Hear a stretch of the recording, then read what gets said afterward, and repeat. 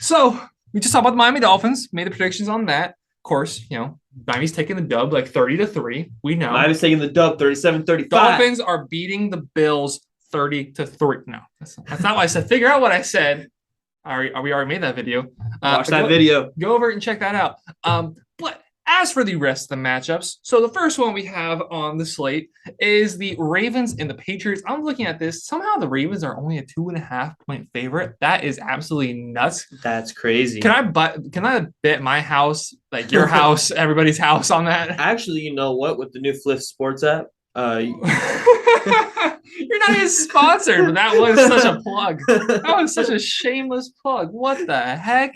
that was such a shameless. You Holy can now crap. bet in Florida. This dude is plugging stuff that he's not even affiliated by on my channel. What is this? But you should. You should. I should get sponsored, but yeah, you should definitely bet your house on that. I Ravens by like 20. I mean, that's not even a question to me. They clearly have the offense. Yeah, their defense is banged up, but they're gonna be fine. Lamar Jackson nursing a right elbow injury, but that's nothing to be concerned about. I'm gonna bet the queen in her casket on that.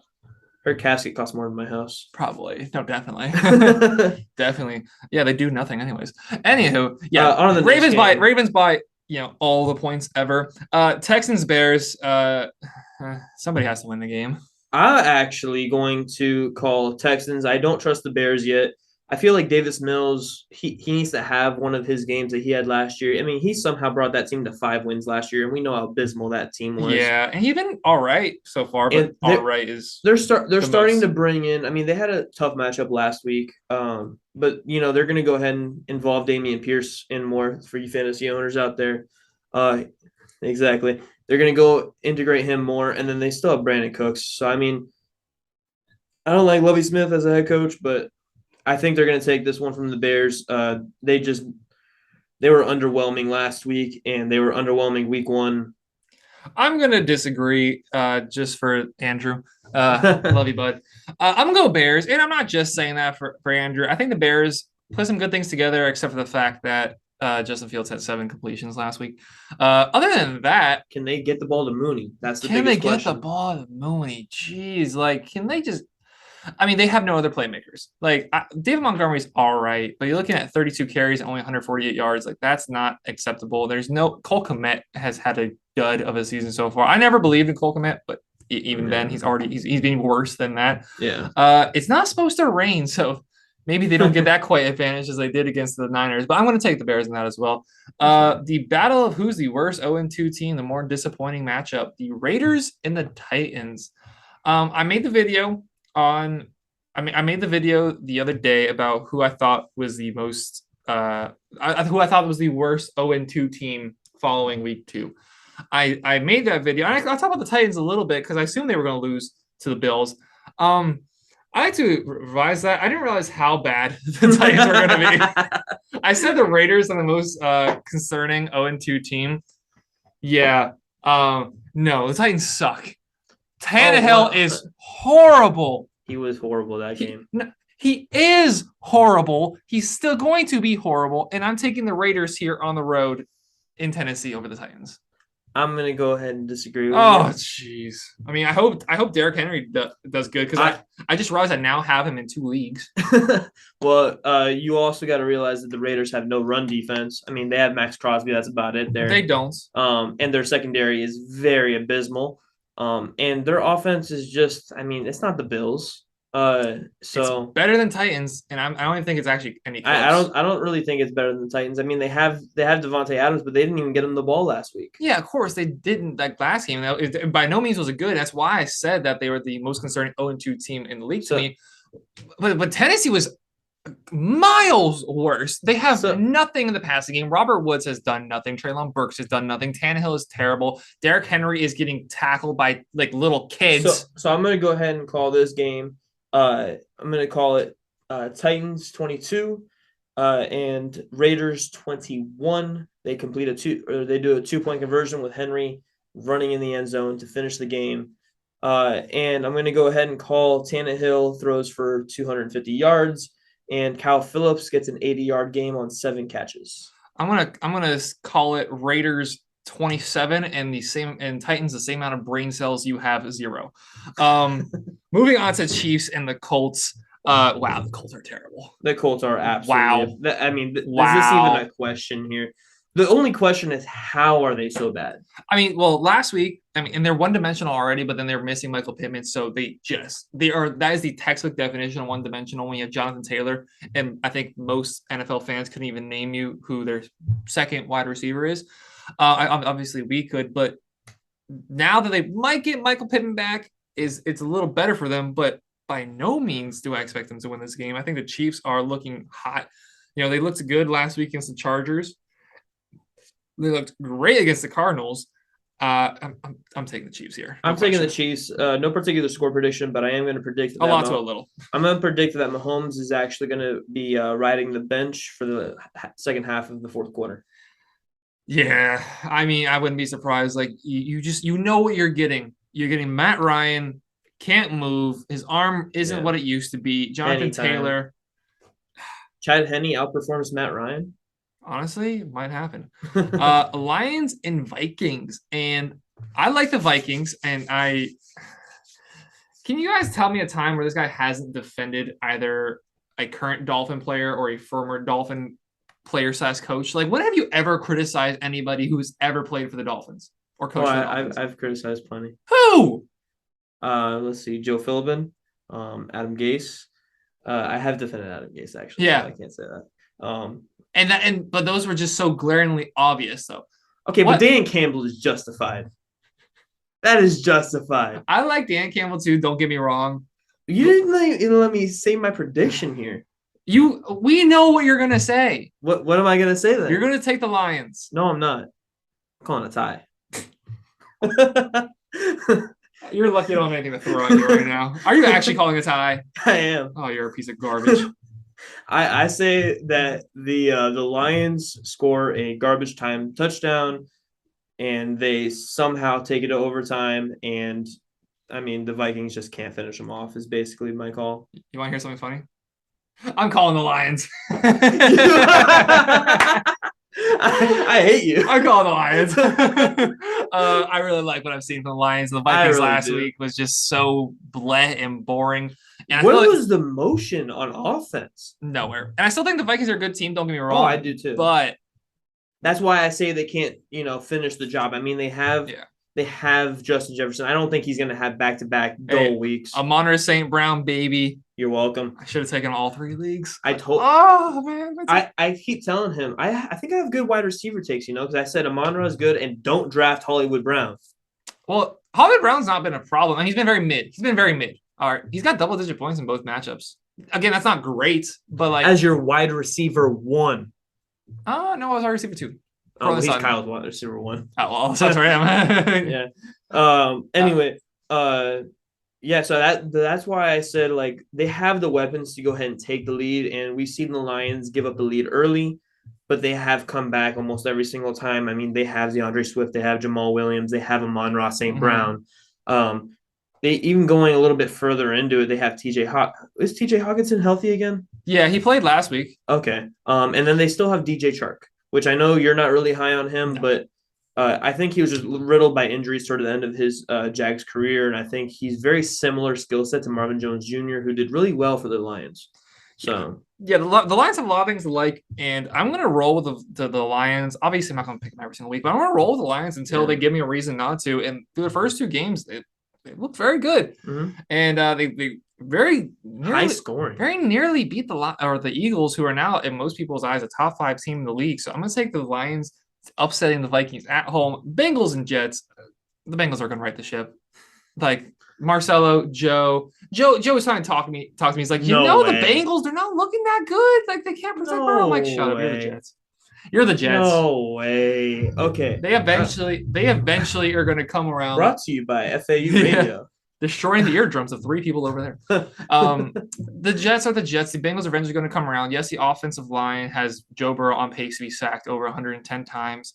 Jamar Chase has played, he's kind of had an underwhelming start to the season. But it's still Jamar Chase.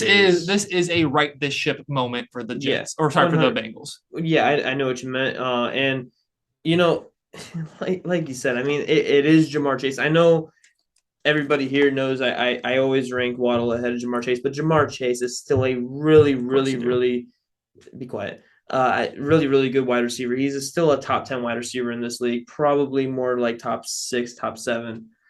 And he'll get the job done against Sauce Gardner. I mean, Gardner's played decently well through 2 weeks.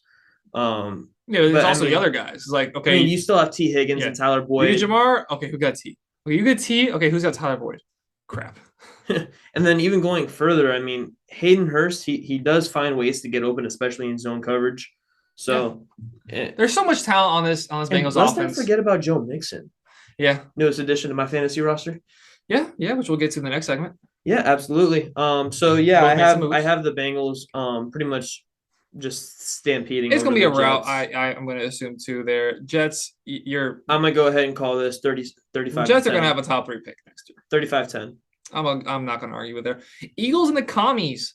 The Commanders after week one, like maybe could have been made an argument that they'll put up more of a fight. But no, the Eagles just look so good. Jalen Hurts in the 7th round, yes. Um, they do a lot well. The number one rushing offense in the league currently, and then you add to that AJ Brown, Dallas Goedert, Devonta Smith, Jalen Hurts, dark horse MVP pick. I really like the I Eagles. I like the Eagles as a top 5 team in this league, and I'd like them to take the victory against the commies. I'm not gonna disagree with you And on I'm not the going to stop calling them the commies. I'm not gonna disagree with you on the winner here. I think we need to touch base on a little bit on how good that Eagles secondary really is, though, because I mean they shut down Justin Jefferson and Adam Thielen relatively easily, by the They looks of did it. I they mean, did both sides of the ball. They did everything right. 100%. Now it's gonna be a little bit deeper now, not as talented, but a deeper receiving roster with the commies. Yeah, but but Justin Jefferson is Justin Jefferson. I like I said, not as talented, but they are deeper. You have more people to So you have you have more more people to people worry to about. you have more people to worry about. Exactly Yeah, my point. So not worry I I, more, I but feel just more to worry about. I feel like it's gonna be a closer game. I'm still taking the Eagles though. I'm probably gonna go Eagles. I think it's gonna be double digits. It's gonna be a 2 scoring game. Eagles taking over there in DC, which I'm not going to anymore, but it's okay. Saints Panthers as the last 1 o'clock game here. Uh, man, Panthers have had This some isn't even a moments. question for me. Yeah, it's not a question at all for me either. But Panthers have had moments where you're like, okay, but then they have a lot more moments. They're like, okay, it's the Panthers. Baker Mayfield has not had the resurrection that some thought he would with the Panthers. Uh, yeah, DJ Moore fantasy owners have not been very pleased with how things are going. Christian McCaffrey on the injury list and very candidly pointed out that if he goes to take a piss during practice, he's going to get put on the injury list probably. I mean, fair enough Fair though. enough, and I'm glad he's able to recognize like that within himself and make fun of it. But the Saints, I like the Saints. They obviously didn't look good last week against the Buccaneers, but not I many mean, people. it was a 3-3 game before the brawl. Yeah, but also not many teams do look good against the Buccaneers. The Buccaneers are still a top 5 team in the league, whether you want to admit it or not. Like, there's a lot of negative storylines that have been going around the Buccaneers for the past few months. They're still a top 5 team in the It's league. still Tom Brady, So still Mike Evans. who they're going to be without Mike, or we're not talking about the Buccaneers yet, but Yeah, but talk about the Saints. so Saints and Panthers. I just don't trust the Pan. I don't trust Baker. That's basically the bottom I line. don't trust Matt So Rule. I don't trust Matt Rule. I think he's going to be one of the first coaches Yep, fired. Him or Cliff Kingsbury. But I think it's going to be Rule. Cliff kind of saved his job a little bit last Yeah. week. But I mean, uh, just the Saints defense is really good. I mean, they held Tom Brady to 3 points before that brawl with Marshawn Lattimore. And it's a really good defense. I mean, and Jameis was playing with fractured back, so Yeah. I like the receiving core too. Michael Thomas looks like he's back. And Kamara is going to be most likely back. I mean, Kamara did miss last week. I yep. forgot about And that. I've been trying to buy him in my other league too, which I'm going to talk a little bit in the fantasy section because I did manage to get him in the Cream Tea League, and I'm very excited to see how he'll perform for me. But yeah, Saints. Which made me go out and get Mixon. Saints easily there. Now it's the 4 o'clock slot of games. A very underrated matchup, potentially. This very well come to bite me. Jags and Chargers. Now, we do not know the availability of Herbert. We haven't really heard anything about Herbert. Actually, he's been practicing all week, limited basis. I would know. I have him in my fantasy league. Yeah. But there's There's been no confidence one way or another. He's probably going to miss the game. He's probably going to make the game. If he makes the game, obviously I'm taking the Chargers. But if he misses the game, how the Jaguars have been playing, Yeah, it's not going to be pretty. the Jaguars could win if Herbert doesn't show. I'm going to take the Chargers as a whole, just because so if he does play, I'm taking the Chargers. And if if he doesn't play, they still might win. I'm going to take the Chargers. are you going to take the Chargers either way? I'm just gonna flat out say the Chargers. And not gonna do these ifs. I'm gonna say the Chargers. I'm gonna go ahead. I'm gonna go back to my ifs. He plays. Don't matter how hurt he is. Doesn't matter if he's can't run 2 yards to the first down marker. He's gonna win that game. I mean, they have a stellar defense. I know we're talking about defense don't win championships, but it does help. When your offense can get the ball back at any moment. And I mean, they're probably going to get Keenan Allen back. Yeah. So he'll probably be back for this game. So Keenan Allen, I mean, Everett looked really good in that last game. Mike Williams obviously looked good. So taking the Chargers, I feel like this is also, like you said, an underrated matchup. I'm going to say fairly close game. If he doesn't play, I'm taking the Jaguars pretty easily. Interesting. I mean, the Jaguars have definitely had a very good season so far. Christian Kirk has had himself a good season, but I'm going to take the Chargers. Rams and Cardinals. Rams. Actually, it needs to be more of a conversation because it does. Because the Rams got blown out week 1 and they nearly let the Falcons come back on them last week. Both these teams have a lot of questions to answer. The Cardinals, kind of. Well, I can tell you why. I can tell you exactly why the Falcons almost came back on them. It's because Matthew Stafford didn't really throw the ball when they were up. They don't have the Rams don't have a run game. They're clearly still that is a concern. It is a concern. And Stafford is nursing his elbow injury still, even though they tried to hide it. I think it's way worse than they make it appear. However, the Cardinals defense is just abysmal. I don't like it at all. They forced that, fumble, but I mean, don't get me wrong. I'm still picking the Rams. But it is worth pointing out the Rams have not looked up to the races through the first couple of games of this season. I don't think they're going to do anything in the playoffs, to be quite honest. That's a little too far ahead because they could get things right. We saw with the Buccaneers the first year of Brady, they were around 5. They're kind of flirting with 500 initially. With the Rams, though, just for now and today, like you see, they're only a 3.5 favorite on the road in Arizona. So that does play a factor into the betting line. But with how the Rams have been playing, it doesn't bring any confidence. They cannot run the ball. Matt Stafford, they are being they have to be cautious with him through the rest of the season because you don't know how the elbow is going to affect them deeper onto the playoffs. And that's when, of course, you want him. I'm going to go with the Rams. I'm just saying, though, I think the Cardinals eventually are going to start to see things steady and get things better. I don't think Cliff Kingsbury is going to end up being fired. Obviously, things look very bad through the first 8.5 quarters of the season. Or not 8.5, 6.5 quarters of the season. 7.5. No, because halfway through the third quarter is when they started to turn things around last week. I'm going to go with the Rams, but but even though pay attention. Even though they're play calling towards the end of that fourth quarter, I don't know how they managed to get a touchdown. I mean, it was just How do you not? You're on the 1 yard line. How do you not just run the ball with Kyler Murray? I'm sorry. He's literally a toddler running with his phone away from his parents. Once someone told me that, I couldn't unsee it, and it's just really true. He just moves around the pocket or around the backfield like no other quarterback. Probably better than Lamar. He's like a swing set. Next game, Falcons, Seahawks, Falcons. They're due. They've been a very good 0-2 team so far. They could have won both their first 2 games. Biggest question of this is, does Kyle Pitts do anything special? Does he do something more than blocking, even though he's not good at blocking? I told y'all Arthur Smith is not a good play caller. You guys didn't listen to me. So you think the answer to that is to go get Tannehill? Okay, bud. I did not say that. I did not say go get Tannehill. Someone else said that Tannehill should go there, reunite him with Arthur Smith. I think it was Jay. And I'm like, no, Arthur Smith is bad. He's a good head coach, but he needs to give up play calling. That's it. Plain and simple. Whatever. Packers, Buccaneers. The media is really trying to bump this up. And betting line of only 1 point, with the Buccaneers being favored by 1 at home.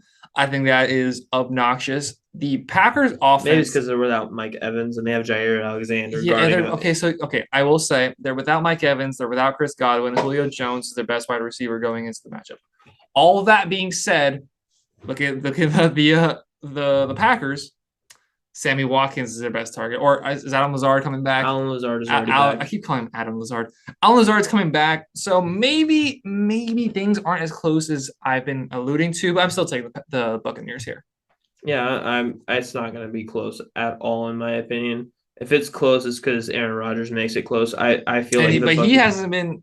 What has he done? He's only thrown 429 passing yards through 2 games, 2 touchdowns. So that's exactly my point. He doesn't trust his receivers. One thing that most quarterbacks go and do in the offseason, they go and they throw to their young receivers, build that connection. I mean, Tua and Hill did that almost all offseason. Yeah. And look at their connection. I mean, Tua's anticipating his throws. Yeah, Rodgers doesn't do Rodgers that with isn't. You can receivers. see He doesn't it. trust. He doesn't trust his receivers. He can't anticipate what they're going to do. Though one time he anticipated, he almost threw his first pick. So, yeah, we know interceptions is something that he really loves to hold on to. It's like he's very efficient with the ball. His passer rating, his completion percentage, and his interception numbers are all very favorable. The rest isn't. And when you had the connection like he did with Devontae Adams, and you throw him the ball 20 out of 30 times a game, so yeah, I mean, yeah. So we're both going Buccaneers there. And in the last game, this could actually be interesting because eventually I think the Broncos are going to turn things around. Sunday Night Football, 49ers and Broncos. I'm going to ask you first. Who do you got there? Well, the Broncos will have a stopwatch in their fan base calling out. Yeah, it is at home. 3, 2, so yeah, they're gonna. So they'll have the advantage of actually knowing how to sell time there. Hopefully. However, I'm going 49ers. Jimmy G to Ayuk is going to be electric. I'm talking into an existence. Yeah, no, it's not. It's not. I'm talking into existence. Yeah, no, I'm actually going to disagree because I'm just going to double down. I, at one point in the summer, predicted the Broncos to make the Super Bowl. It has been rough. I did not anticipate the fact that Nathaniel Hackett might not be a good head coach at all. But I'm willing to get burnt by this. I just think the Broncos eventually are going to make things right. I think they're a playoff team. I think they can win their division. They have a very favorable schedule post this game, if I'm not mistaken. Yeah, because they were a 4th place team last year. Yeah, so I think eventually they play other 4th place teams. Eventually things are going to be made right. Playing the 49ers this week, you know exactly what you're going to get out of Jimmy Garoppolo. And to be fair, a lot of that has been wins. But Russell Wilson, this team is just too good to fail. Is Jerry Jeudy playing? That is still questionable. I do have him in one of my leagues. He's currently listed as questionable, so I'm not sure. But I'm willing to die by this. I think the Broncos eventually are going to start to get things right. I'm not saying it's going to be pretty. Russell Wilson has not looked great. Nothing about the team has really looked great so far. Quite the opposite, matter of fact. But I think eventually this team's going to turn around. I'm going to go with the Broncos there. And then the Monday Night Football game, which is interesting. It just from a matter of these two teams aren't good. But, the Cowboys have the biggest fan base in the league. And then you have the Giants who have the opportunity to be 3-0. That's funny. They're going to be the worst 3-0 team in history. Well, no, because remember the Bears. Remember the Bears from a few years ago? 2018 Dolphins. Yeah. Are they going to be 3-0? They're going to be 3-0. I don't know. Their offensive line, I think. I might want to call a tie like you did earlier. You can call a tie? I don't know. I kind of want to just because, oh, man. It's like. So I think, Brian Dable seems to be a really good head coach thus far. He has his own wheelbarrow. Yeah, I mean, but he went for 2 instead of 4th and 7. I got it, but so slightly smaller wheelbarrow. But he's still going to be just a cup. Just a cup. He needs a cup. But I feel besides Micah Parsons, that defense is just awful. They looked good against the Bengals. And the offense looked, if nothing else, efficient, which is never a word I've ever described about Mike McCarthy-led team. That is also true. I think they're, playing in the Cooper Cup's hands. They weren't being aggressive. Cooper Rush. Imagine. Jeez. He I mean, just they're practically brothers. he just Just change walks his out. hair color, He just walks out in a Cowboys uniform. Uh,